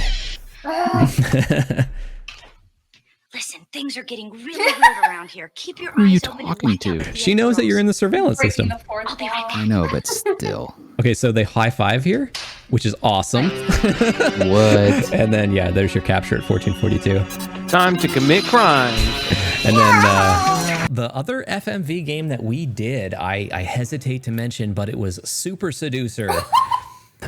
Oh, you're right. Yeah, Super Seducer. Oh, you just saw Danny zap. He just got a weapon now. Yeah, Danny has a weapon. So he talked Good to for him. Weird Eddie. Is that what it was? Weird Eddie. Weird Eddie. And Weird Eddie gave him this gun that can zap the augers. I don't know why. It just does. I thought you meant you don't know why he gave it to him. Well, It's like, I'm well, not Weird that Eddie's like against into the the. kid. Oh, and you just saw that like Weird Eddie is inside an auger costume in the hallway. He's just. So you Wait, can that- accidentally Inside man. don't accidentally capture Weird Eddie because that will end the Oh. game. Oh no, Oops. you I captured did Weird it. Eddie. I did it. I think that ends the game. Yeah, the other FMV game that we played was Super Seducer, featuring pickup artist Richard La Ruina. That's technically an interactive movie. But yeah, these games are typically played in a kind of choose your own adventure style. They're really niche and don't have a huge amount of popularity, but some still exist and get created. The most prolific series, which has had several entries, is called Tex Murph, and it's on Steam. It's out there. It's a little weird, but there's some fans of it that love it. And for a little while there, on a little nice period in 2010 area on YouTube, when they introduced annotations, if you remember, people were creating like these choose your own adventure YouTube things where you'd click on the annotations to jump to the next video. That was a thing for a while. Yeah. Oh, yeah. And then in 2018, of course, we saw Black Mirror's Bandersnatch, which explored this genre a little more. Which genre? I think I'm pronouncing that correctly. If you Jean-Claude, yeah, sorry, Jean-Claude Van Damme. Oh, they're coming in. Now they're going to Shining. If you look in the bathroom or the bedroom, they're screaming. They're being attacked, and they're chasing them into the bedroom. Oh no. Oh no, they're fighting them off. Like, yeah, the scene before this, they acknowledge like there's augurs and like there's vampire things, but like I'm part of a security, the scat crew, and everyone's like, what the hell's a scat crew? And and yeah. The thing is, like, there are important things happening right now. You're watching the main plot, but the game, if you're following the guide, it's like, no, you need to be looking at the driveway. There's people on the roof you need to eject. We got the scat team patrolling the you just got one of the scat team and they just overrode you. Oh no. Oh no. Dang. You killed one of the scat members. I didn't see who it was. I was just so focused on the red bar. Yeah. Skibbity bop. Wow. All right, so if you hit retry, it's going to restart really you in the at shit 13. there, huh? From the very beginning? No, 13 minutes. Normally we talk about voiceover actors, but these are, real actors on screen here. Perhaps after you've seen some of the videos, it may not be extremely surprising that most of the cast does not have a particularly long resume. There are a couple members of note, though. Collins, which is the black member of Scat, he's played by Arthur Burghart, who had a couple prominent roles in Network. He does a lot of voiceover work in Transformers and G.I. Joes in the 80s and Ultimate Spider-Man. So yeah, he continues to do video game voiceover work as well. Mike, who's one of the kids, he is played by Blake Gibbons, who would go on to do, he would have an episode on Seinfeld, if you remember. You remember the role where Jerry picks up a date for a showing of something, and the date has like a live-in guy roommate, and he convinces the girlfriend to dump him because he's really uncomfortable with that he has a male roommate. Well, he goes on to be the male roommate. Yeah, so that's his big claim to fame. And you've just seen the scene where they discover that in the game. You've just found the scene where she takes a bite of cherry pudding, I want to say, but it's actually like gelatinized blood, maybe. And they also discover. Yeah, I was like, was that watermelon? The scat I was like, was that member hanging in the closet being drained of blood. Square? Yeah, so it was Jello. I mean, but that's what they say it was. So. Yeah, I mean, those edibles don't hit the same anymore. You know what I mean? She takes a bite and is like, "This tastes like blood," which is a weird thing to say when you take a bite of anything, even if you suspect there's vampires around. Some iron. The most notable lead here is our lead actor, at least on credits, is Kelly, Dana Plato. She's our informer on the inside. She was a pretty well-known child actor portraying Kimberly Drummond on Different Strokes for 140 episodes, which is, like we said, kind of before all our time, but VH1 named her as one of the most influential child actors, so that's got to mean something, right? Yeah. There have been lots of documentaries. For a psychologist, yeah.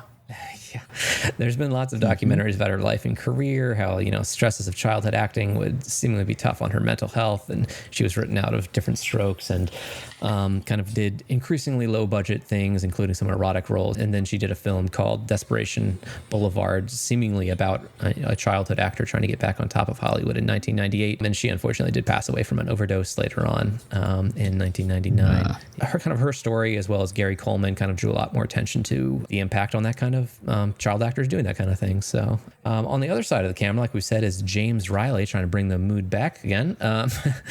Jim Riley, as I mentioned before, directed this thing. He's known for special effects. He did multiple years of effects supervision on Ray Donovan, 24, House of Lies, Californication, did a couple episodes of The Office that required special effects, ER, CSI Miami, Crossing Jordan. So lots of stuff. And he's done kind of long form interviews about his role in this game on Netflix's High Score, which is kind of about the history of video games, which did talk about Night Trap, and also did an interview with My Life in Gaming. Yeah. Oh, and one more.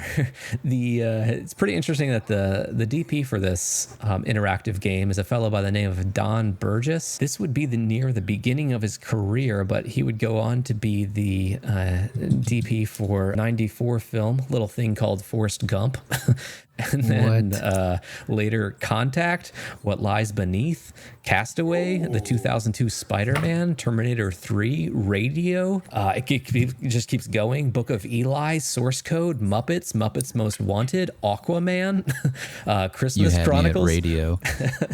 Yeah, he's DP for the upcoming live action Pinocchio, so he's doing all right. But this is like one of his first projects, Night Trap. Yeah, he did the lighting and the scene setting and the he's doing all right though. Yeah, he's got big projects ahead of him. We're at 1702 right now. 1714 is your next one. That's a game over if you miss. In the bedroom. Where is it? Bedroom. You gotta tell me where I gotta go. This is important. Chris, you're Lucius Fox right now. You're Charlie's Morgan Freeman. SWAT's on the roof. It's this moral that we're able to do this. It doesn't matter. It's what the city needs. What are you talking? The Dark Night Trap. I was going to say Dano Plato's giving off big, like Mark Hamill. Deactivate the garbage compactor on the second level. Just screaming at the camera. Shut down all. Yeah. What is this? What's happening here? They call him Taster Tony. Any guesses why he has lightning coming out of his fingers? Also, any guess you make is wrong. Because he's Thor, God of Thunder. Yeah, that ain't it. Yeah. Because he put his finger in an outlet earlier that day. Static electricity. He's rubbing his feet on the carpet. His I know what it's called. What's the thing? The heart thing? His pacemaker is acting up. Yeah, it's just kind of touch on the plot here. So there are 5 teens headed out towards an estate. Kelly, Ashley, Lisa, Cindy, and Megan. Kelly is an undercover agent with SCAT. Danny is the nerdy little brother of Lisa that also came along. Through listening to certain conversations, she'll put together the Martin family feeds the local augers, and they're starting to say that like they're going to make a trip out to the augers, and it sounds like they're visiting some neighbors at first, but the kids are going to have to entertain these guests. Like even before this happens, though, you've had several opportunities to spot augers running around the house and springing traps on them. The general plot for this game is that the SCAT team is observing and waiting around the house because kids have gone missing in this area, and the Martin family realizes at some point that the augers are in the house, and they're like, geez, they must be really hungry, but they're also not really threatened by them. Like a couple of teens along the way will encounter the augers. Danny, the little brother, for some reason, like he gets from Weird Eddie the zap gun that he can hit them with, and one of the members of SCAT comes in, he's captured. Another one pretends to be a Jamaican door-to-door salesman to check in on them. Meanwhile, the house is just, I can't emphasize, it's absolutely swarming with augers. A teen at one point will like go in one door and an auger walk out a door in the hallway and go to another door, and then they run across the hall, just missing another group of augers. It feels like it should be playing yakety sax as they're running across the hallway. But then they just can't run into each other for a while. And if you're not capturing them real quick, the game will just trigger an ending, like we've said. In the end, kind of what's revealed is you find out that the Martin family is in the process of becoming vampires. And you see that they've got one of the SCAT agents strung up and draining him. And there's a couple different endings depending on how well you do to protect the group. So like these kids with the lightning shooting out of these fingers. Oh, we got some new dialogue here. Stand, Mr. Martin, but you're in serious trouble here. The next one is until 2305. Upstairs hallway. Jeffrey, are you all right? Oh, yeah, I'm fine. What's going on? Where's Tony? Control got him with the stair trap. Well... Okay. The old stair trap. So we are at 93 possible captures so far. Okay, so yeah, let's talk some about the ports of this game, the anniversary version that we're playing. We've talked about how this game led to the creation of the ESRB rating system that we all know and love these days. The re-release was rated on the ESRB scale. Any guesses on what it received? So if this game released... E for everyone. E for everyone from Hunter. What are the pornography? You gotta know the terms. Because there are young women showing their bellies. The midriff is evil. Yeah. It is E for everyone, or everyone and 10 plus. T for teen, M for mature, which is 17s plus, That's adults only, and I guess rating pending is what they use in place of NR. So yeah, it did receive, this game received a teen rating after being so horrific that it needed to be banned from shelves, and originally was scored M on its like year after re-release. But yeah, this game got a teen rating in its 25th anniversary version, which I don't know what that says about anything, but is it because it's on high resolution? Is it because society's changed? I don't know. I think this just deserves a teen rating personally. But it says I was right. It's 13. That's what it says, yeah. So some other features of this game, the 25th anniversary version has, honestly, it's got all the special features that you would want for a game like this. That if you're interested in like the history of this game, it's got a special featurette about the congressional hearings. It's got that full interview with Jim Riley. It's got deleted scenes. It's got his like on-set timetable for scenes, like blocking out like something has to happen at this moment and at this moment. And like if I didn't mention, by the way, like they filmed this with one camera. They didn't film like all these rooms at once. They just went room by room. It's crazy. Anyway, so they've also recreated the interactive prototype scene of the crime, so you can play that game as I did, and it was underwhelming.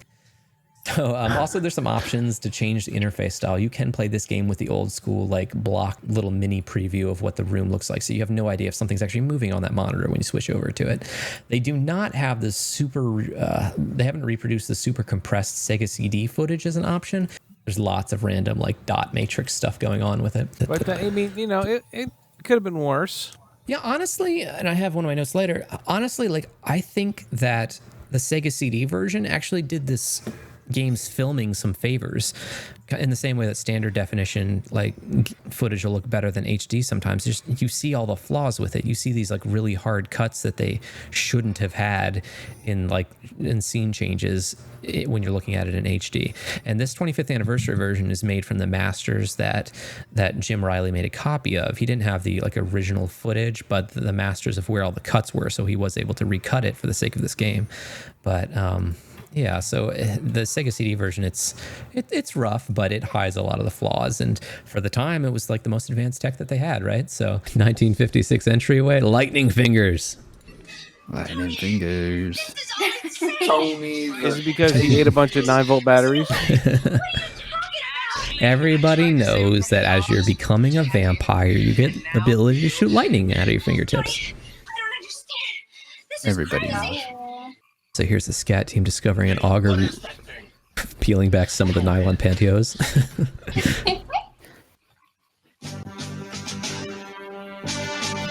A-team like music.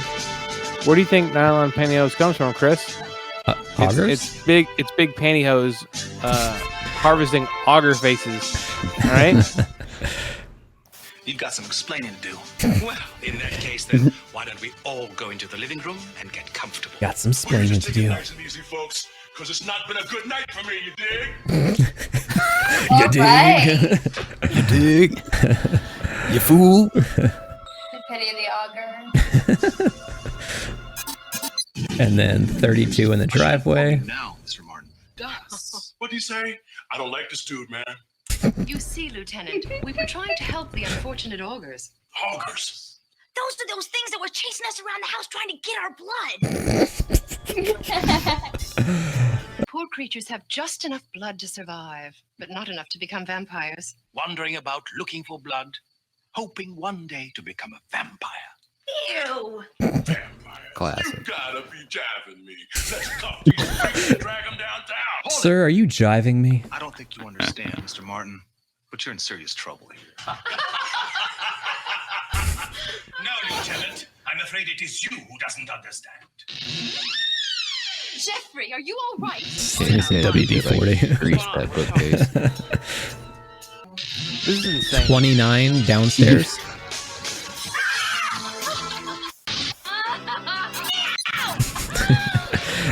All right. A closet trap. I like that the trap waited for the dialogue this time. Yeah. All right, it's going to be 55 bathroom. It's bathroom and then hallway upstairs. These are the last two. Oh, he stepped right on it. He says, "Oh, the wall trap." All right, last one is at 12.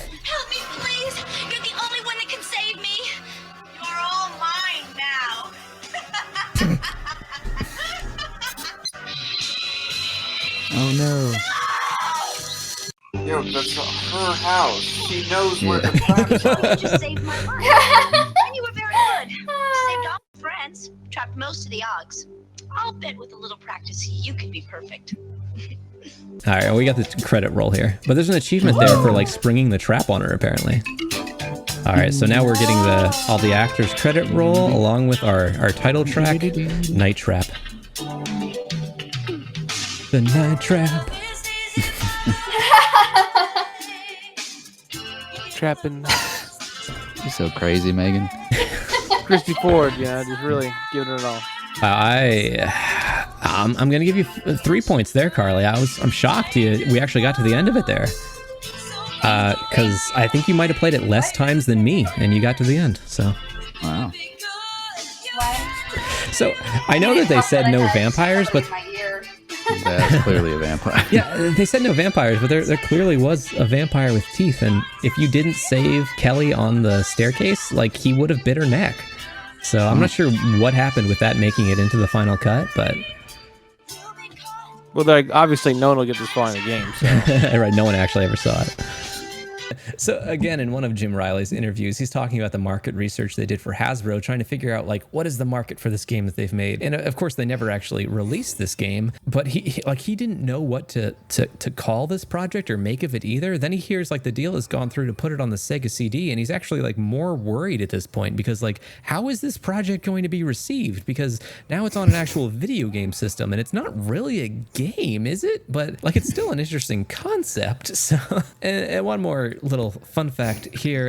In the 1993 hearings, because Night Trap was getting so much flack, Howard Lincoln, who was the CEO of Nintendo America at the time, he stated on the record, like, "I want to state that Night Trap will never appear on any Nintendo system." Well, take us to 2017 or 18, I want to say. This 25th anniversary of the game version of the game, it's available on the Nintendo Switch right now. So you can pick this bad boy up for $15. But that kind of concludes our game here. Like we said, the end game time is 25 minutes, although a movie cut of this game, which I will pull up here, playing the movie cut, which YouTube user called Kay Huntington has put together, who tries to put together like one continuous shot telling the plot of this game.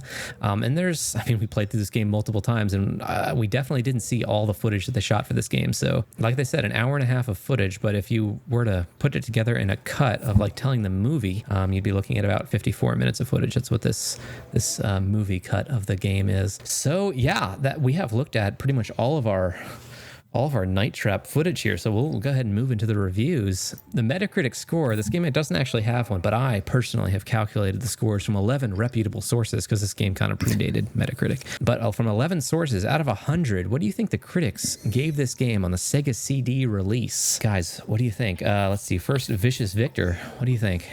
This is when it initially came out? For the Sega CD, prior to the hearings. This game is launched. It's a full video. You got videos on a video game console, something you could only see at the arcade or dream of. You know, the 80s were a different time. Well, it was released in 92, but yeah, it was recorded Never mind. Well, the 80s were still a different time. They were different. That's true. Sorry, I cut you off. For the record. It's certainly different than 92. Or even today. You know what? Let's go with a 92. 92. High 92. All right. Hunter, what do you have? I don't know. Like, every time I want to say something, I want to just keep going lower. I think 55. 55 for Hunter. Hellspawn Hunter. Lower than 55, he wants to say. All right. Frightening Frank, what do you think? I think it's going to do well. I'm going to say 82. All right, 82 from Frank and Cursed Carly. What do you think? 74. 74 from Carly. All right. Double checking my math here because I'm a mini bottle of wine in. The closest score we have this evening is Cursed Carly. Congratulations. It was a 68 that it got on the Sega CD. I just put your score down to a 1 instead of a 5. There you go. All right, and we're going to read through some reviews here. Yes, it was pretty well received, and we're going to read through some of them. The way that the action moves is amazing. One time you'll be watching things happening in the kitchen. The next time you play, if you go to the driveway, different events will be occurring. There's so much that the game takes up 2 CDs. This is outstanding early effort from Sega, and if this is any indication of the direction of their CD-ROM, it should be a huge success. Night Trap is a must-have for owners of the Sega CD. A triumph for all lovers of B-movies. Overall, 89%. Nice. Wow. How do you give it success. that great of a review in that 89? We all we all nothing owned a bad Sega about CD, right? That's how popular it was. Yeah, so actually I don't have that many full reviews from this game because, again, kind of predates most internet reviews.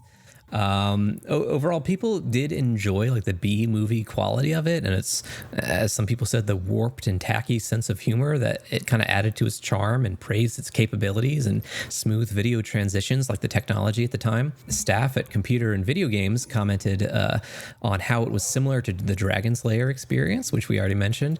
And then like most of the ports of this game, they did get some of their own reviews, and they were reviewed pretty poorly. Like it did not age well is what most people said. Later in 2001, staff member Sean Baby with EGM would put this game on their 12th worst video game of all time. Game Informer listed it as their among their worst horror games of all time. Games Radar put it at the 59th worst game of all time. Yes, that's what some of the critics had to say, but let's move on to the users. And these are all from the 25th anniversary edition on Steam. I guess you guys can throw in guesses again. What do you think it holds on Steam, the 25th anniversary version? Victor, how many people recommend this thing that we just did? There's some sick people in the world, keep in mind.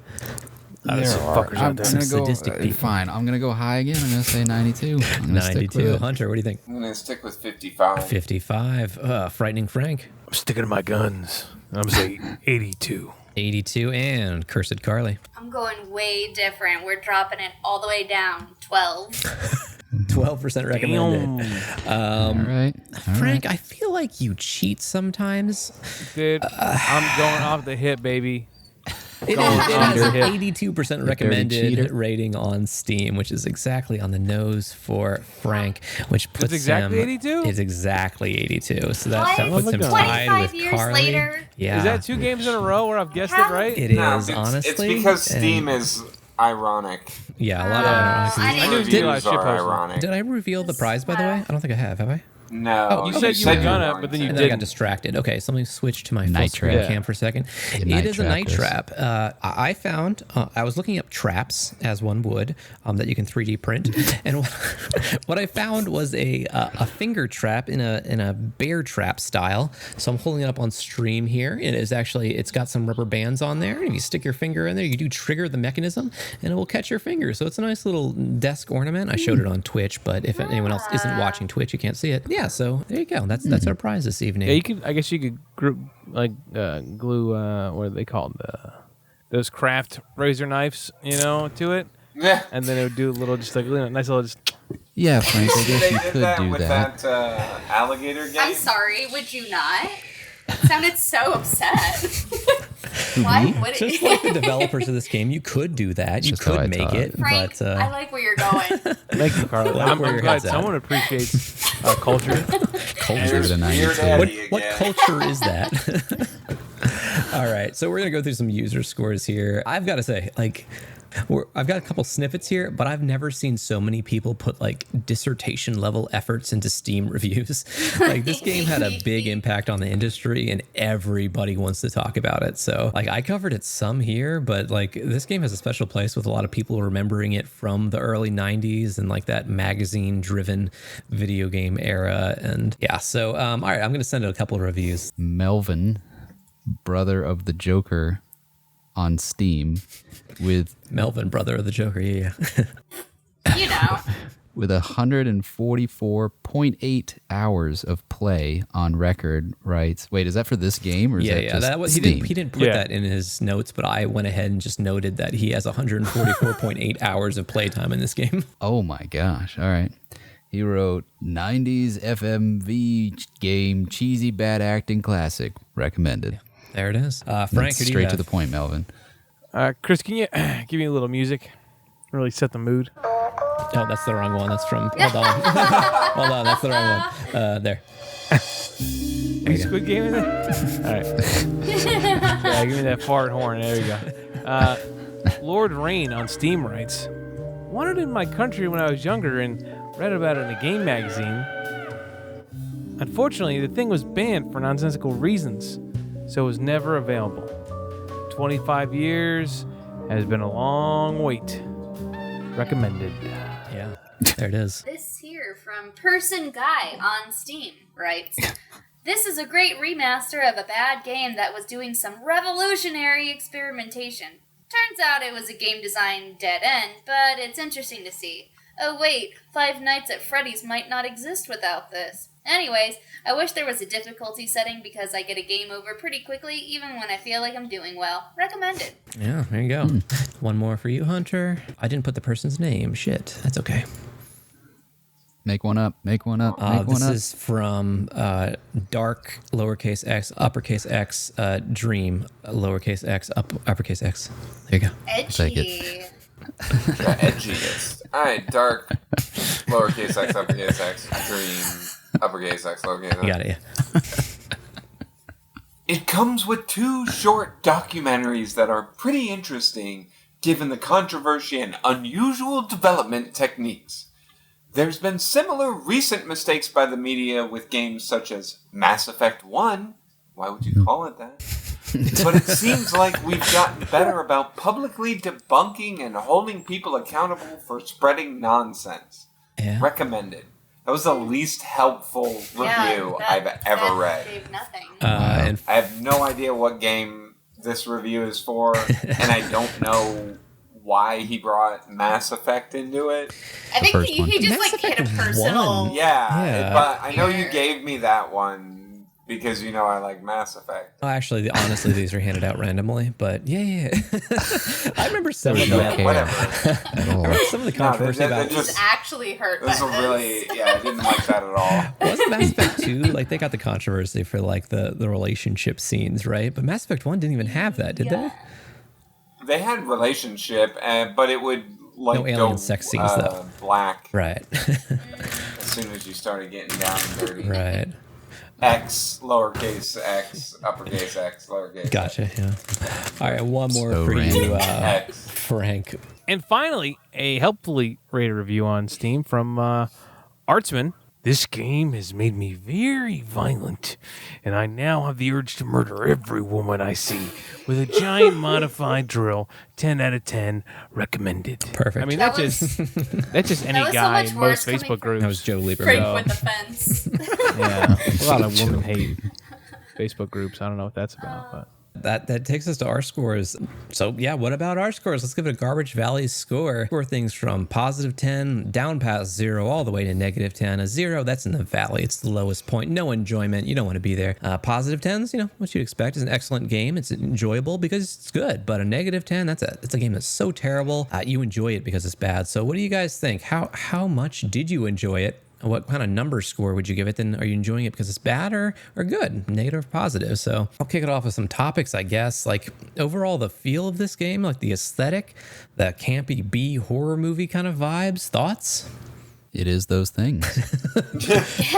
Yeah. For sure. Did you like those things? I loved it. I loved them. All right, here we go. Here's how we're doing the score tonight. I'm going to score 2 different scores. All right. I'm scoring the movie itself. Oh, okay. Is like -9, -10 maybe. All right. It is so bad, but it's so funny. Yeah. Like the acting is terrible. The creatures are god awful. The special effects, everything hot garbage. But it's so much fun. Yeah. The game, I gotta go with like maybe a -3. Okay. Maybe even like a -2. So here's the problem that I found, and I don't know if you have the same problem. Yeah. I can't watch the movie Yeah. while I'm trying to play the game because I have to focus. Yeah, and we saw the same thing in Dragon's Lair, right? You're so focused on like what you're supposed to do that you can't enjoy the animation style, right? So yeah, it's the same thing with I have to look at the 8 little boxes to see when they're changing, and then I'm staring at that green blinking light yeah, to see when it goes red. the So you can actually entire spring time. a trap. So until Carly was playing and I was watching, I wasn't able to really enjoy the horror movie aspect. Right. I was just watching a blinking light, waiting for my chance. Yep. And then they ruined that by the fact, because I was just like spamming the button. Yeah, and there's times that can ruin it too. Us that we can't do that. Yeah. So. Yeah, there's I think 3 or 4 Movie, points where that amazing. happened. One of the best movies I've seen in the last 2 hours. Which is saying a lot. You consume a lot of Game media. itself. Game itself. I'll say it's it's a little bit more engaging and thought provoking than Dune. So there's that. Is it? Oh wow, harsh. Oh, not a coming in fan. hot Sick on burn Dune. on Dune. Wow. Did you see the film or you read the the new That's one, a not hot the take. David Lynch. I don't know. I was just like, oh, that's it. 'Cause it's only part 1, and I'm like, oh, okay. I mean, there's some cool parts, but I don't know. I was like waiting, like something's gonna happen eventually, right? Yeah. And this stuff's always happening. Those little guys are always just creeping around. They're just going from room to room. Now I have a question. Yeah. There were no women augurs, right? They're all male augurs. Or I think they're kinda I guess sexless. we don't really know their gender. Yeah. I guess. Yeah. They could be genderless. Well, so the whole family is trying to be augurs, though. So obviously, Well, they want to become full-fledged though? vampires. Like They're trying to help the at some point, Sheila Aren't though. augurs are vampires. No, they're weakened vampires. They- At some they point, wanna they be say vampires. that they augurs are vampires who are bitten but were never given enough like power to become full-fledged vampires. So it says that Sheila, who the matriarch is, it's referred to as her charity project to keep feeding the augurs so that they don't starve. Like they feel bad Classic for them, white so woman they charity project. So, No white saviors. so all augurs are vampires, but not all vampires are augurs. Maybe so, or maybe they're just augurs because they have to use the augurs. It doesn't. Also, doesn't matter. But yeah, You're the one putting this podcast on. don't and it put doesn't me on matter. the spot. The one Doesn't matter. scat guy Just shirt stop is fire. All right. Over It is. analyzing this garbage. That Just I don't asked think you too to much about it. We need to steal that fit though. Yeah. For Is the it black scat Dan man. Flashes? Is that where that's from? Yeah. Yeah, it could be from Dan Flashes. The patterns are very complex. It's so complex. That's why it's so expensive. Next year's group Very complicated. Oh my god, I called Tony. the way they walk into the bathroom. Oh man, for the aesthetic for me, like. I love it. No notes. It's so cheesy. I don't think it was trying to be campy. Like he said in the interviews, like it was supposed to be edgy, but the fact that it wasn't supposed to makes it's just that much better. I love the feel of this game. And at first when you're watching some of it, like the reveal of like the auger thing and like the neck drill and stuff, like, yeah, it's like a little gross, but I'm over it. I just 100% love the feel of it now. Yeah, like you said, Hunter. Like you said, like just the feel for the movie and the style of it itself. I think Carly, you said, or someone said, Mystery Science Theater. Like absolutely, like this. I said that as well. Yeah, it's. I wasn't gonna give out a point. Credit for that one. Let's see. Hunter's sitting at 0.5. I'll give you a point, Hunter. I played the game. But how far did you get though? True. So I'll round you up for playing it for a while. This is not how you keep people on the podcast. Points are made up. Might be Hunter. back again in next June. Another 5 episodes. Yeah, as far as like the game, like I don't think it's a good game. I got 100% of the unlockables by following the chart, and like I was looking at the guide the entire time, and it's a chore. Like if you're, I guess like in 92, like if this is the state of video games, and you've got your notepad and you're marking down these things, like that's an adventure in itself, right? To try and 100% this game. But me, who was mostly interested in watching the footage, and obviously video games have come a little far from this point, and like us hitting our our triggers while they're walking through the rooms, not that interesting. So it took me like 3 runs just to get the perfect on this game. And I don't know, like the format of it's interesting, I guess, like the idea of this interactive movie and you can watch these different things, like you can see something different on most every go. That's good, but it's hard to also, like we were talking about, enjoy the cheesy story if you're being slapped for missing too many of these things. Like there was interesting conversation going on and like Carly was watching it and I was like, switch to the driveway, you got to eject an auger from the roof. Like I mean that's not good. It seems like it's the game actively takes you away from the story. Yeah. Which seems like an oversight. Yeah. If you guys caught, there's 100 augers that you can possibly catch in this game, and obviously an arbitrary number, and they were just jamming in sequences like, well, there's a dead space here, like we could run that sequence of an auger walking through and you doing the trap, so it's like you paying attention to it for 15 seconds when there's plot going on in a different room. So, you know, not the best design in that case. As we're watching this, what they call the shower scene, it's Stacy, Kelly, I don't care. Lisa. Her name is Lisa. Lisa. She gets augured in the bathroom, and that's the one that was played the most in the congressional hearings, by the way, because that is like the most scandalous thing. It's like, here's this co-ed who's a woman in a teddy. Who's these I don't know what you even call these things. If someone doesn't know the plot of this game, what do you call these things? Trash bag people. Trashies. Yeah, trashies, putty people. It's predated Power Rangers too, right? 90. Well, they filmed it in 87, so yeah. How did Tony get his sight back? Did we ever figure that out? So there's a scene, if you when did the shades come off? Yeah, you miss the scene that I told. Actually, you'll see it here in a second. Oh, there he goes. He just took him off. He took him off for a second, and his eyes started glowing green. And actually, the first scene in this movie was the daughter of the family staring into one of the security cameras. I don't know why, but her eyes were glowing green. So it's like kind of implied that's like it's a vampire power. So all these the people in the family, they're becoming vampires, and they have some vampire abilities, hence the shooting lightning out of your fingertips. Everyone knows that, like, when you think of vampires, you're Classic like vampire. sucking blood with your teeth, the elongated fangs, and then you got shooting lightning out of your fingertips. Yeah, that's Palpatine true. was a vampire. Yeah, well-known vampire. Yeah, that's why he came back in the that movie that I don't remember the name of. Wasn't Matrix Revelations. Yeah. I get that it's important, and I'm glad that someone played it. And I'm very glad it wasn't me. All right. Well, there it is. Like as a part of video game history, masterclass in how not to make a video.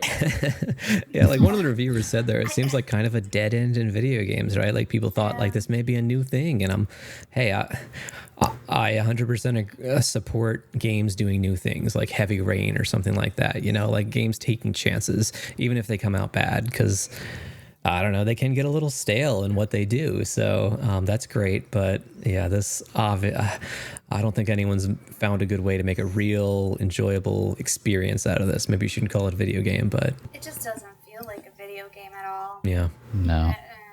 It feels like some weird thing that shouldn't be. Yeah. But as a piece of like history, I love it. Like even aside from its controversy, like and like the congressional hearings that focused on this, like the logistics of getting this thing together, like this bizarre interactive project, like it's a logistical feat to film this thing room by room and have it like line up. And yeah, there's some weird cuts sometimes, but like it works. The story, like the story that they're trying to tell. And I think like this is more complicated than even something like Bandersnatch, the Netflix Black Mirror thing, because that was like a choose your own adventure that had like dead ends. But this is like an 8-room continuous running project with multiple stop points. Like it's the whole thing. You can skip through the cameras throughout every scene. It's the acting is enjoyable for what it is, and I wanted to see more of the endings and the footage that they shot. Here's Kelly drawing a gun on. Wait, what'd she get a gun? She had a gun the whole time and didn't pull it before, but she pulled a gun and drew it on the sunglasses guy, and he phase shifted to a different part of the room. Another well-known Tony, a well-known power of vampires. Why is it like his eyes were green and she was like, oh my gosh, you're horrifying. Like, what? I'm going to shoot you. As someone with green eyes, I take offense. Victor, what do you think for a score? Well, I didn't play it, so I don't know if I can accurately rank that part, but seeing it being experience, played, which arguably is more important than the gameplay. It's just difficult to enjoy the game because you can't. Yeah. It doesn't feel like a game, and you can't focus on the plot, and you want to, because which was funny in the beginning. I got to say, like when something was happening and then we had to switch over, it's like, oh no, sorry, you got to go to the living room. That was funny to watch because I'm like, what did they say? But then I wanted to go back and find out what actually was said or what happened, and then we just saw she has a gun. It's like stuff like that. Like we missed that. Like we didn't see him zapping this this vampire with the electricity gun until like our fourth playthrough. You know, right? So that I'll give it like but it was very funny.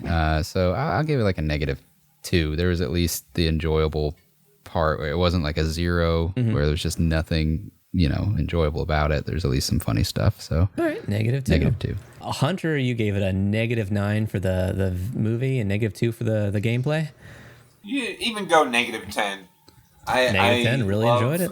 The terrible sci-fi special effects, shitty costumes. I love the terrible acting. I love that they have a song written for the game specifically. Yeah, and the air guitar on the the old school tennis racket on the racket. Yeah, like I loved everything about the movie. Perfect. And then the gameplay sucks. Frightening Frank, how about yourself? It's campy. You literally can't beat this without a notebook. Yeah. You couldn't even. I don't think you could even just wing it. You know what I mean? There's really no winging it. Let's not undercut Kelly's importance in this. No. You could beat this without R. Kelly. Go in the bathroom. You can do anything without. He's going to be away for a while, guys. I don't know. I mean, you know what? He does have a lot of free time now, though. So I guess. I mean, maybe he could learn everything. Got mandated time. Someone like send half an hour a day. Yeah. Do I go positive? Do I go negative? Do I go positive? Do I go negative? Think about going positive. Okay. Didn't think that was the issue, but all right. I because you just don't know, Chris. I know. I don't know it's yet. Easy for you, Chris. I get it. Yeah. It's not a bad game, and how they like.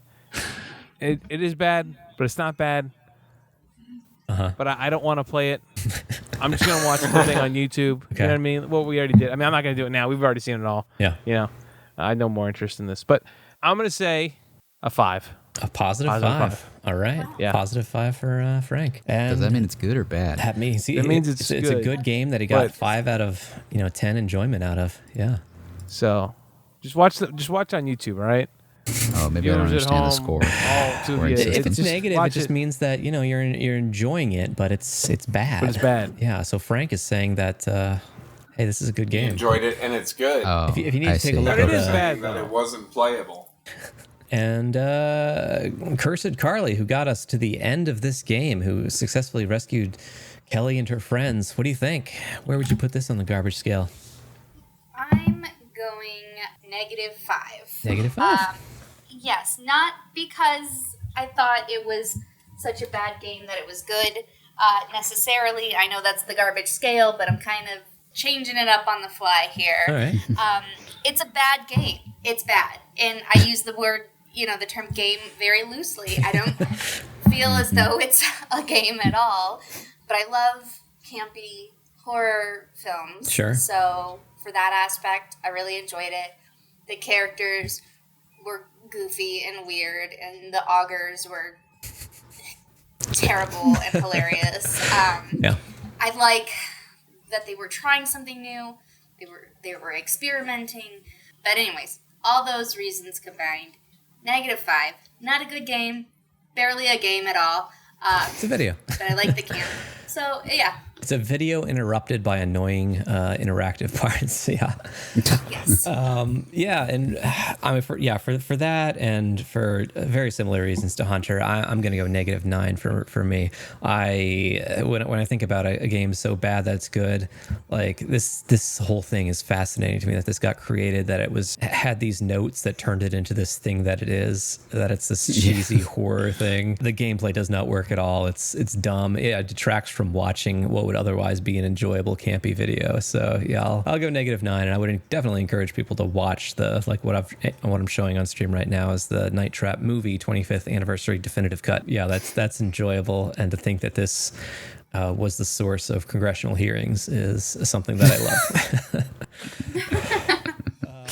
true. Yeah. So here we are with, this brings us to the end. Vicious Victor with 2 points, Hellspawn Hunter with 2, Frightening or Ferocious, whatever it was, Frank with 5, and Cursed Carly with 5. So tied on the leaderboard, but, I got to say that only one person actually got us to the end of the game this evening. So Carly, congratulations on your own new bear trap, finger trap. Yes. Yeah, so Al, Tiny that bear actually... trap. Frank, don't worry, I'm going to make you proud. I'm going to put razor blades in it. Finally, someone's thinking. There you go. Wow. You could. Terrifying. Oh, I will.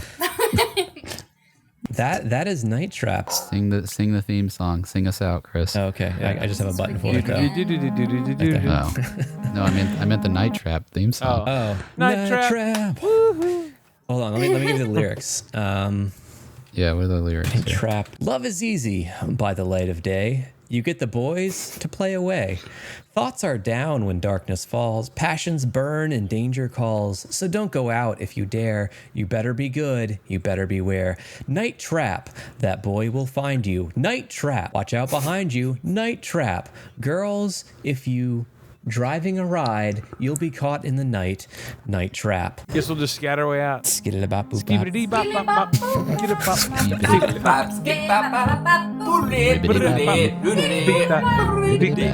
Night Trap. Getting trapped in the night. All clips in this podcast were used in compliance with the U.S. Copyright Fair Use Exemption for criticism and commentary. Garbage Game Night makes no claims to ownership over any games played and has no affiliation with any developer or publishing company. For additional references on cited articles and quotes, check our episode-related blog at garbagegamenight.com. Or if you have a comment about the game we reviewed or have a suggestion, drop us a line.